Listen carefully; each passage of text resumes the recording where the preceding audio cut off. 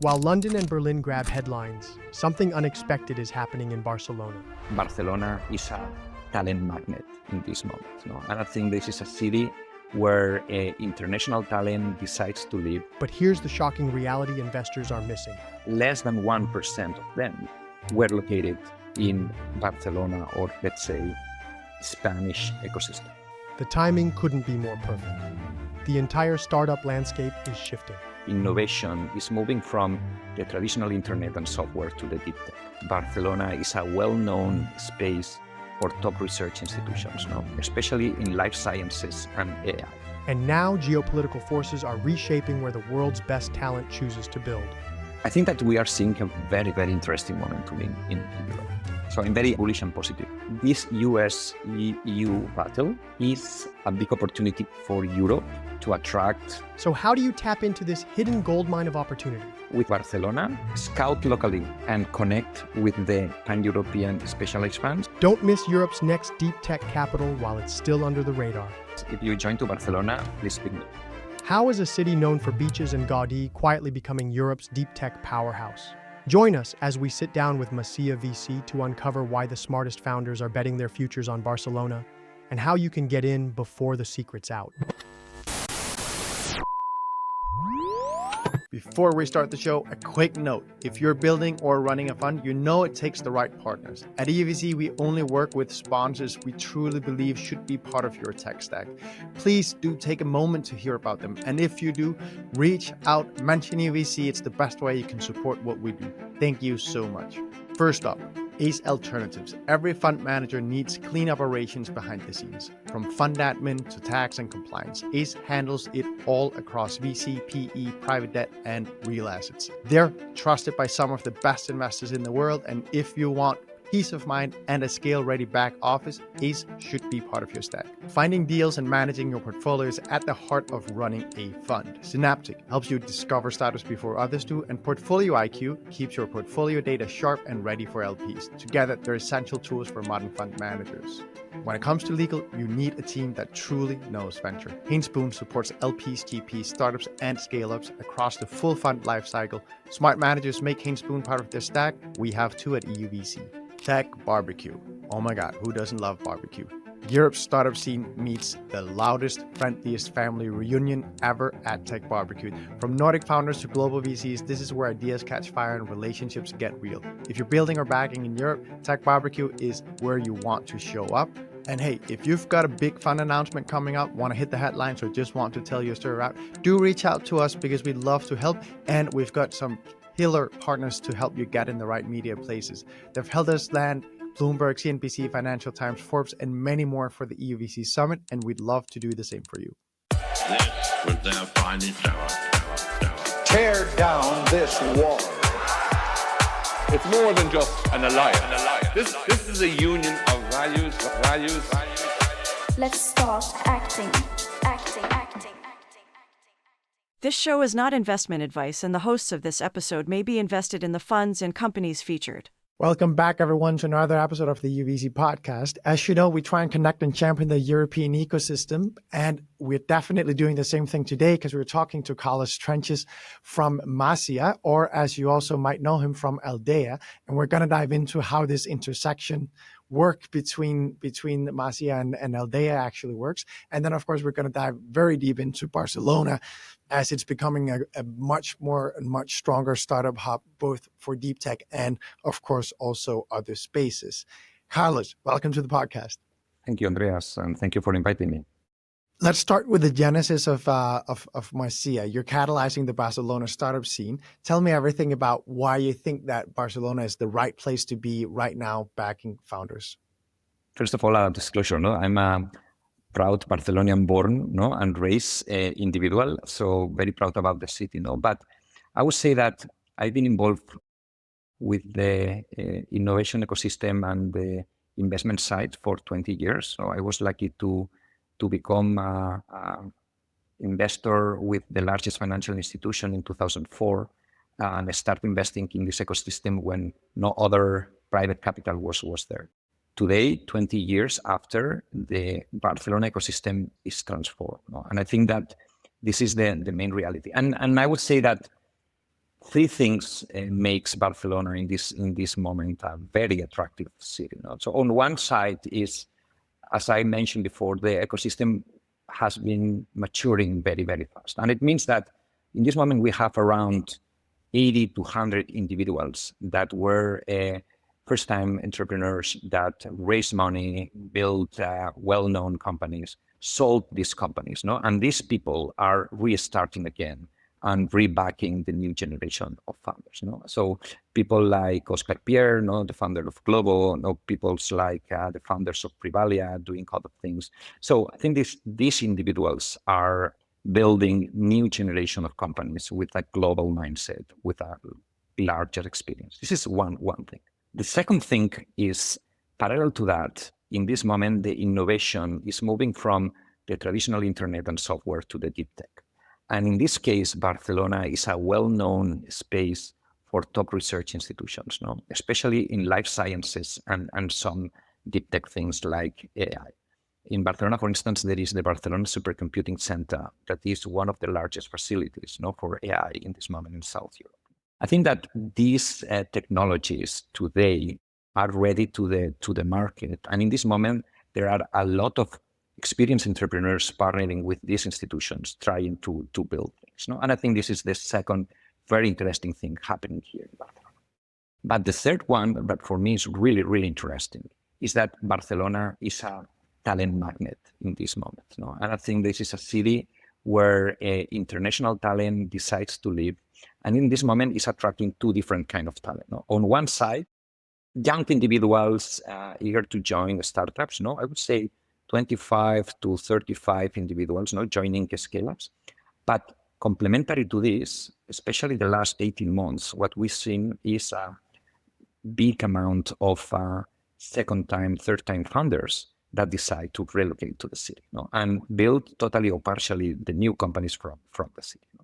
So I think that this sum of three factors, so a maturing ecosystem with individuals with experience, plus the deep tech momentum in this moment, plus the international talent landing in the city, is doing a movement around the city, building very interesting things. And for us, and this is mainly the reason why Masia makes sense, we're trying to be a glue about these things, try to merge and not working in silos, these different things, but try to collaborate and do things together. And I think this is the perfect segue to also talk about then not making Aldea and Masia a silo, but actually making the two live well together. Could you talk a bit about if we start from the ground up, where a lot in the ecosystem will know you from your journey with Aldea. So let's start there. What were the learnings inside Aldea that made you decide to take Masia out and make it its own fund? I co-founded Aldea in 2020 with my partners, Gonzalo and Alfonso, with a vision. And the vision was especially pre-seed and seed ecosystem in Europe was evolving, and there was a new generation of funds emerging in this market. Funds that were, in one sense, specialized, try to back the best founder in certain verticals and technologies. If you are very specialized, you typically have a broader scope. So you are not focused on a certain geography. You are trying to have a pan-European approach. And at the third time, these people have most of the time a background as a previous investor or operator that can help a lot, the new generation of founders.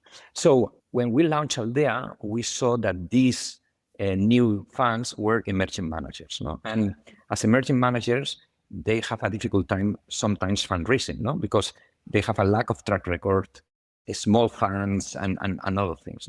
So what we decided is try to build an institutional layer that is backing debut fund managers or second-time fund managers, building the new generation of GPs. So with our first fund in Aldea, we were lucky to back 23 GPs around the ecosystem. And 1 year and a half ago, we decided to start the second generation. One thing that we saw in that moment is that this is the right way to have a total exposure about pre-seed and seed market. So 2020, we didn't know if the AI was the next wave, or it was blockchain, or it was energy, or it was robotics. No, so for us, it made all the sense to try to find who were the individuals, no, that have a vision, no, to build a portfolio of companies in those verticals and try to back them. So thanks to Aldea, no, we built, I would say, deep relations with these individuals. No, so we are LPs, but also we have been helping, no, some others, no, to find other investors and to do these things. No, so this gave us, I would say, a deep understanding about Europe, no, as a pan-European space, no, where collaboration makes all the sense. No? And if you look at these micro VCs, what you realize is that most of the investments are made in those ecosystems that are more mature, no? That are most of the time where these individuals are located. No? So the triangle between London, Oxford, and Cambridge, Paris, Berlin, Munich, a little bit of the North. So if you look at the indirect portfolio of these 23 GPs, near 1,000 companies, what you realize is that less than 1% of them were located in Barcelona or, let's say, Spanish ecosystem. And when we ask them, no, so why you are not, no, backing these companies, no, there were two main reasons. No, the first one said, look, we are a small team, no, sometimes solo GPs, no, other time, no, two, three individuals. So our focus on our network are in those ecosystems where there is a critical mass, no, and beyond these ecosystems, we arrive to deals thanks to, I would say, strong connections with other local co-investors, no, that we trust, no, and we can co-invest, no, so they can signal, no, these deals, and we try to collaborate. So this is the thing, no, that ignite the idea of Masia, no? As we have a deep roots in the Barcelona ecosystem, no, and we know a lot about what is happening here, we thought, okay, let's think about if we can scout, you know, what is happening, you know, at pre-seed level in the city, and try to connect with the best pre-seed investors in Europe, no? And if these pre-seed investors, no, that have a pan-European approach decide to invest, we can co-invest with them. So it's doing, I will say, this correct. And we started doing this 8 months ago. We built a small warehouse, tried to validate if this thesis is working. And once we were doing this and we did the first deal and the second deal, one thing happened in the contrary sense. That was that these micro VCs called me and said, look, Carlos, I'm planning to invest in a London-based company, but there is one of the founders that is Barcelonian-based or is thinking to move to Barcelona. Can you help him, no, to better connect with the local ecosystem, no, with some institution, with hiring some individuals? And for me, it was quite obvious, no, to say, okay, yes, but I can co-invest also with you, no? So I can participate on these things. No? So I think this is the main idea behind Masia, no? Try to build small funds that co-invest with the European pre-seed and seed ecosystem, no? With an angle to Barcelona in 2 directions, no? Scout locally and connect with the pan-European specialized funds, or help to land in the city, no, to those funders or no, to those companies that are planning to build partially, no, the new company from the city. What drives, just to fully understand that, what drives the motivation of a founder to move to Barcelona when it's only one of the founding team? Talking to them, I think that there are 3 main things, no, for me that are very relevant. The first is obviously quality of life, no, and I think that Barcelona is an ecosystem that is very easy to live for, especially second-time, third-time founders. It's a city with the ideal size airport is 20 minutes driving from the city center. Very easy to join. Good weather, good food, good prices. So I think that there is many things about living. No, if you're planning to build a family, it's a fantastic place to do it. No? This is one thing. For me, the second thing is the brand of Barcelona attracting talent. No? So let me put you an example. No, there is one of the founders that we support is Pedro Coelho. He's the founder of Biors. Biors is an AI company for for life science and for pharma and discovery. He is a serial entrepreneur. No, he previously had a CRO. He sold the company. He's a Portuguese base. So he decided to move to Barcelona and create the company here in Barcelona. No? Two main reasons. One, Barcelona has two of the largest hospitals with top research institutions. So it was a clear sense, no, that the product connect with that. But on the other thing, he wanted to build the best team possible, no, in Europe doing this, no, and he was hiring people from everywhere in the world, no, and attract these people to them. He told me, look, I'm based in Norsken. I don't know if you have been in the Norsken space in Barcelona, just in front of the sea. So for me, if I need to attract somebody from London, from Berlin, no, from the Nordics, from Singapore, no, to come to the company, moving to Barcelona, no, to work in this company is something that is easy, no, if you need to. And the third point are obviously costs. If you think about hiring an engineer here there are excellent engineers, no, and still the cost is for instance half, no, of the cost in London, and probably 1/3 of the cost of the US, no. You do have this origin out of Aldea. So there might be some people that will remember that Aldea used to do both LP tickets, but also do co-invests. And what you've then done with Marcia is you've kind of spun it out and put it into its own vehicle. Could you just reflect a bit for those that care about the structuring of firms? Why have you chosen this model? Is it an internal thing? Is it an LP interest thing? Because I can imagine that there are some that just they want the fund of fund exposure and the exposure to the ecosystem. And then there are some that say, I'm very much here because I want to support the Spanish ecosystem. Totally. So I think that you are in the right way, no, direction. So I think there is one thing that for me is very clear, no. I think venture capital is a collaborative space, no? And I think that, especially my background, no, I've been a direct VC investor for many years. So investing in first-time funds, it was quite obvious, no, because for me they are entrepreneurs, no, in this case raising their first fund, no? So try to collaborate and try to co-invest. It was something that was quite obvious for my side. Our first fund, we tried to build what is called an hybrid fund. No? So try to raise money and try to allocate half of the money, no, in the fund side, in the fund of fund side, half of the money in the direct investment side. And these have two challenges. No? The first challenge is if you try to fundraise from institutionals, they need to compare with some pockets. No? So they have pockets for fund of fund practice and they have pockets for direct investment practice. No? If you are in the hybrid space, it's a very difficult conversation, no? Because you never know, no, how to compare, no, how to do this. No? And for, I would say, large institutions, this is a big problem. No? So coming from these big institutions, they clearly recommend, okay, why you are not doing the two different things. The other was our first idea about co-investments was more on the, I would say, growth stage. No? Try to back a small VCs, try to follow them, no? And when they have winners in their portfolio, try to participate, no, when these companies raise, no, Series A and beyond. No? And here two things happen. No? The first one is it's not 100% clear that you are de-risking investment. No, sometimes investing at Series A.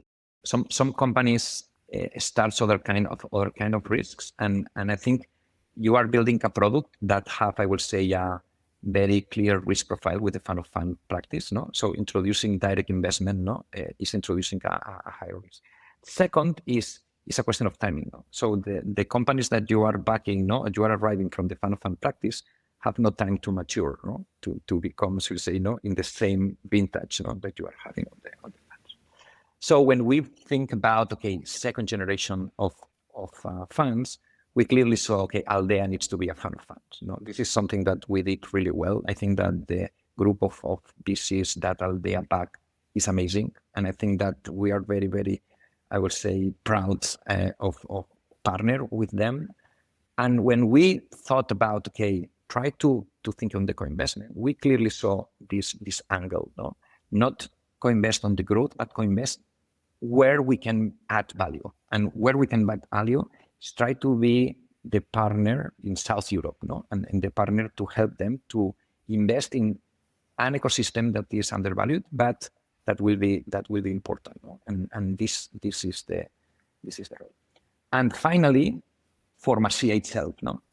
Masia is backed mainly by serial entrepreneurs, successful operators, some GPs, no? So the idea for Masia is having a collaborative approach, no? If we want to act as a pre-seed space in Barcelona, and we want to help some international founders landing in the city, I think that if we are doing a collective work, no, among the LPs, no, that are in Masia, is something that is much more valuable.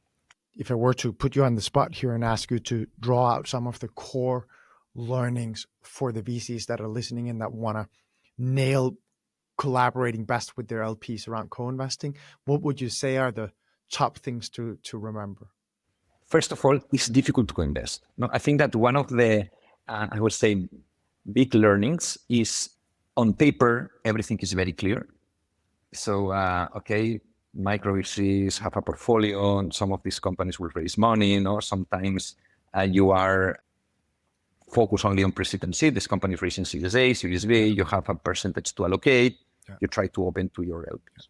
And this, Carlos, just to add some context, the reason why I, of course, ask is because on the one hand, as a VC, you can maybe argue, well, if the co-invests don't end up happening, I'm probably okay. I'll be okay. It's not my loss, so to say. But you took in the LPs because the LPs wanted that. And in the end, the LPs, you know, it's at their discretion whether they want to back you for the next fund. And if they don't get something fulfilled that they had thought they would, even though, and I think this is perfectly fair, oftentimes it is on the LP that they end up not co-investing. But the question is then, how does a VC try and solve this to get ahead of it? One of the very difficult things is try to not having a common right for all the LPs to co-invest.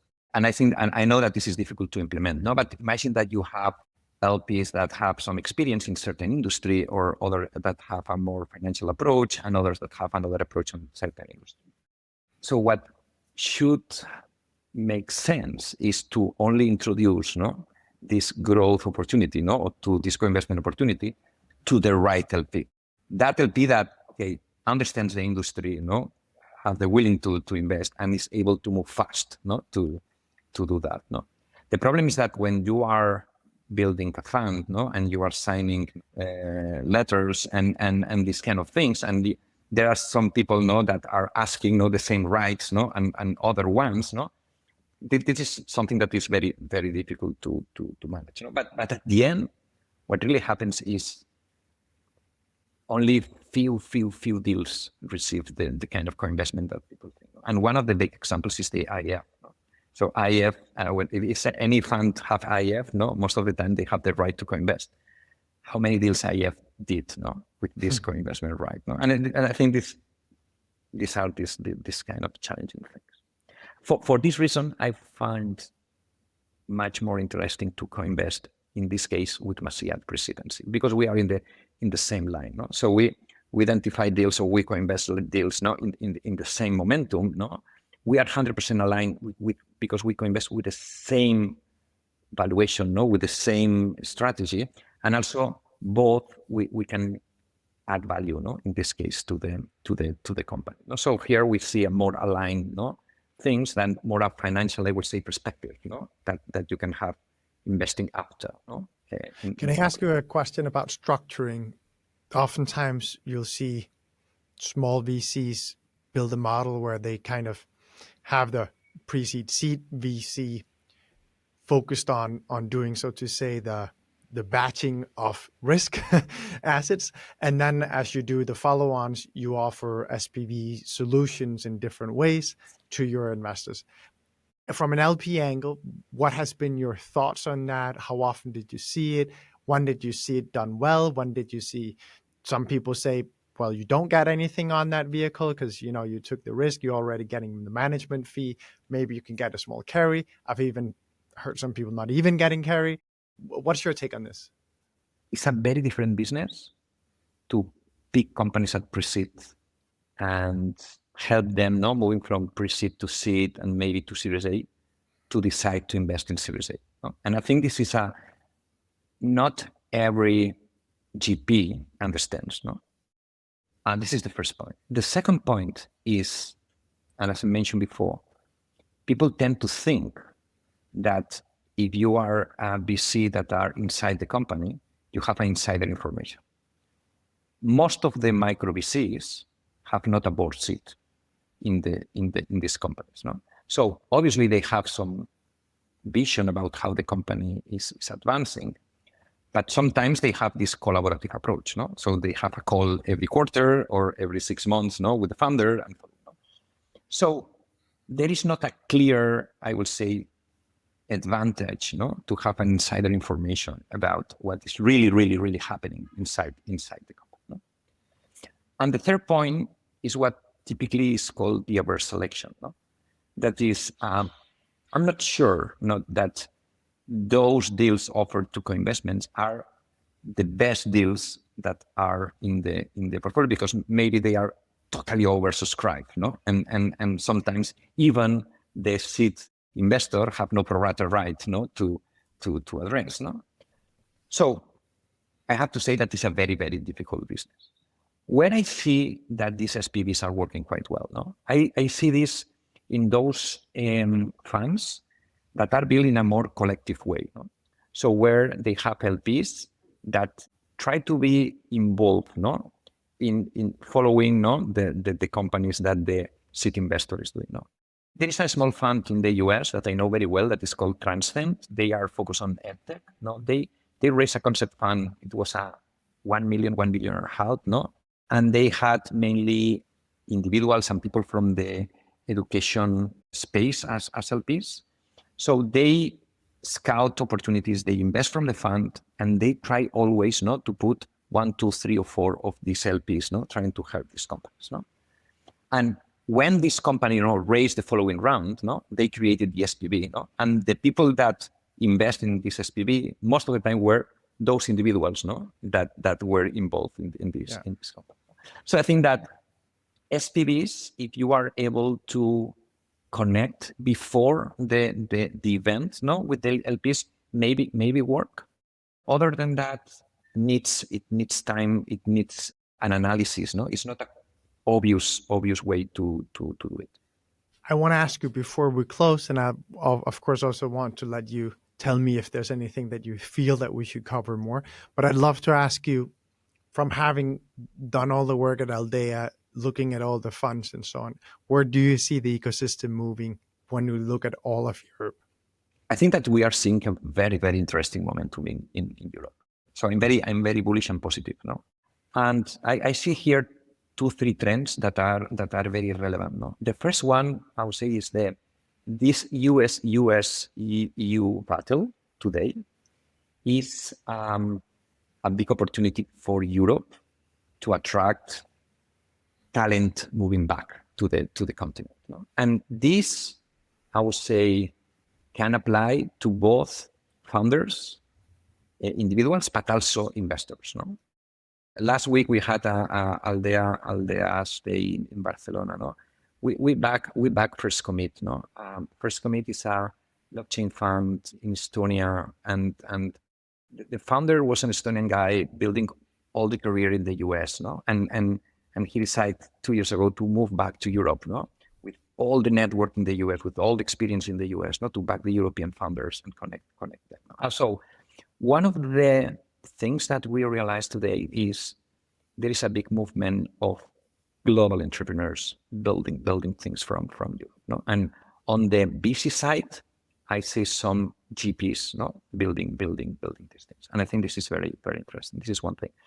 For me, the second thing is this dual approach in Europe, no? This combination between in the seed space, no, between solo GPs, collaborative approach, no, acting as an institutional angels, no, helping this new generation, and these people collaborating with, I would say, well-known seed investors, no, with enough money to back companies, with some multi-stage, no, funds, no, So the ecosystem is becoming more complex, but at the same time, more complementary on these things.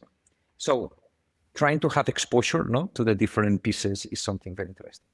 And the third is, there is not a, I would say, obviously AI is attracting most of the attention, no? But I think that technology is moving in parallel in different areas, no? So quantum computing is very interesting to invest, no? New kinds of energy is very interesting to invest, no? Robotics is something that is happening today, you know? So I'm seeing very, I would say, excellent people backing in these certain verticals, the next generation of them. So I think that if you want to back the European ecosystem, try to understand, no, this city space, no, between, I would say, specialists, regionals, solo GPs, multi-stage, no, and try to understand how this works. I think that if you build a good strategy there, you are covering, no, what Europe will do in the next 5-10 years, and I think it will be very, very positive. I could not agree more. I really think that Europe is in, at the same time as the world is in a very uncertain place, and also, if we should call it as such, old Europe is maybe also in a difficult place when it comes to, we unfortunately haven't had growth in over too many quarters in many of our countries. I do think that if you look at the tech sector specifically, we're in a radically different place than what some of old Europe, old industries are. So I think we are absolutely positioned beautifully, both as LPs and as VCs, of course. Carlos, thank you so much for joining me today. Thank you so much. And for anyone in the audience, if you join to Barcelona, please pick me. I am coming, by the way, to the Norskens event, so I'm sure I'll be seeing you then. Exactly. So we meet here. Thank you very much. Thank you so much, Carlos. Before we start the show, a quick note. If you're building or running a fund, you know it takes the right partners. At EUVC, we only work with sponsors we truly believe should be part of your tech stack. Please do take a moment to hear about them. And if you do, reach out, mention EUVC. It's the best way you can support what we do. Thank you so much. First up, Ace Alternatives. Every fund manager needs clean operations behind the scenes. From fund admin to tax and compliance, Ace handles it all across VC, PE, private debt, and real assets. They're trusted by some of the best investors in the world, and if you want peace of mind and a scale-ready back office, Ace should be part of your stack. Finding deals and managing your portfolio is at the heart of running a fund. Synaptic helps you discover startups before others do, and Portfolio IQ keeps your portfolio data sharp and ready for LPs. Together, they're essential tools for modern fund managers. When it comes to legal, you need a team that truly knows venture. Haynes Boone supports LPs, GPs, startups, and scale-ups across the full fund lifecycle. Smart managers make Haynes Boone part of their stack. We have two at EUVC. Tech Barbecue. Oh my God, who doesn't love barbecue? Europe's startup scene meets the loudest, friendliest family reunion ever at Tech Barbecue. From Nordic founders to global VCs, this is where ideas catch fire and relationships get real. If you're building or backing in Europe, Tech Barbecue is where you want to show up. And hey, if you've got a big fund announcement coming up, want to hit the headlines, or just want to tell your story out, do reach out to us because we'd love to help. And we've got some killer partners to help you get in the right media places. They've helped us land Bloomberg, CNBC, Financial Times, Forbes, and many more for the EUVC Summit, and we'd love to do the same for you. This was their finest hour. Tear down this wall. It's more than just an alliance. This is a union of values. Let's start acting.